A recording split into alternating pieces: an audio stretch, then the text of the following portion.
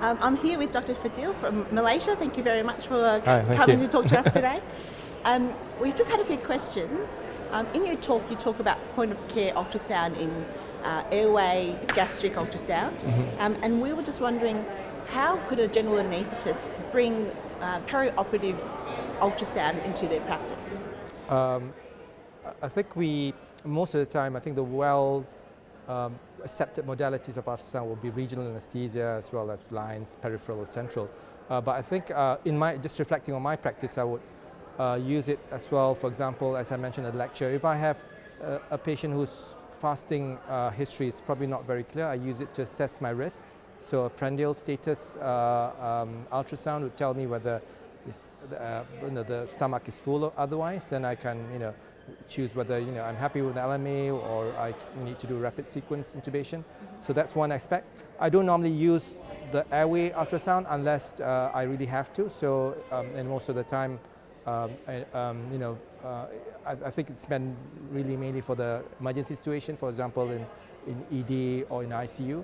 But I use the lung ultrasound heavily because if I have any desaturation, if I have a patient who's coming to me with a SATs, sitting around 90-95, I would do a lung ultrasound because that tells me what's going on. Okay, it kind of re-stratify if there's actually a significant pathology. I might prepare the patient for worse. Kind of prepare an ICU bed.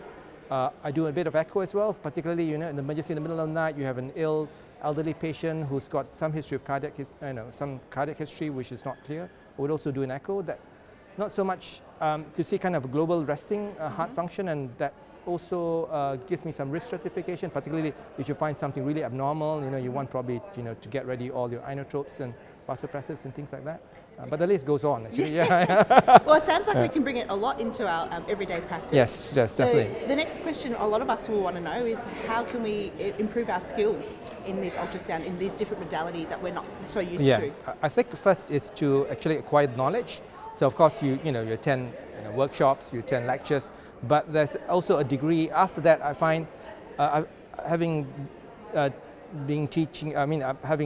taught a lot of this in workshops, and then you kind of follow up with the participants. Most of them kind of lose it because they don't practice. I think it's a lot about practice, and to basically be good at it, probably you need some sort of mentorship.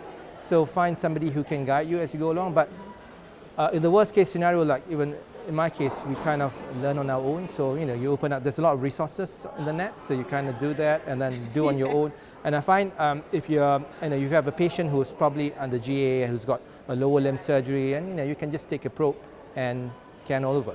Yeah, so it's a lot of practice, and of course practice makes perfect. Great. Thank you so much for talking to us today. Thank you so much.